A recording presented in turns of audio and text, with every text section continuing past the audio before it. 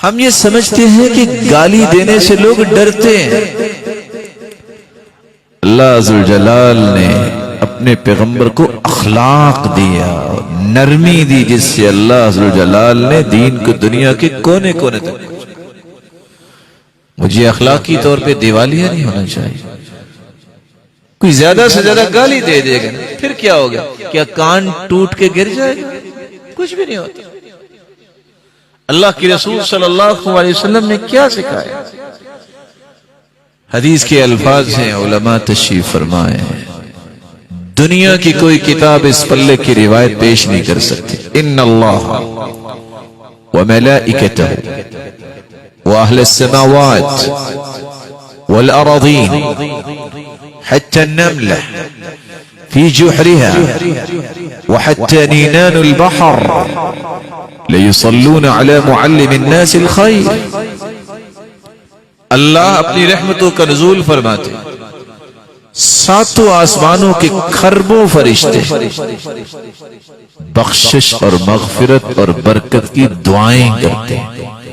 ساتوں زمینوں کی مخلوقات 22,000 مخلوقات ہیں، انسان ایک مخلوق.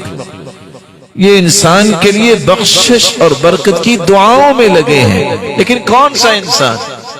علی معلم الناس الخیر، جو لوگوں کو خیر اور بھلائی کی تعلیم دیتا ہے. یہاں طلباء اور علماء تشریف فرما ہے جو میرے سر کے تاج ہے. دیانتداری سے بتائیے، جہاں کھربوں فرشتے آپ کے لیے دعائیں کر رہے ہوں، وہاں 4 لوگ آپ کو گالی بھی دے دیں تو کمپیریٹیولی چیک تو کیجئے، کیا آپ کو پریشان ہونا چاہیے؟ پریشانی کس بات؟ مولانا ثناء اللہ مرسی رحمہ اللہ، جب کسی نے کہا کہ آپ کو فلاں نے تو بڑی گالیاں دی ہیں، کہتے اچھا مجھے تو آج پتہ چلا ہے کہ بغیر پیسے کے بھی لوگ خدمت کرتے ہیں. لیکن ایک آدمی سے کہا پتہ فلاں نے کیا کہا؟ کہتا اچھا میں تو سوچتا تھا کہ دھوبی کو پیسے دینے پڑتے ہیں، تو یہ تو ہمارے گناہ بغیر پیسوں کے ہی دھو دیتے ہیں.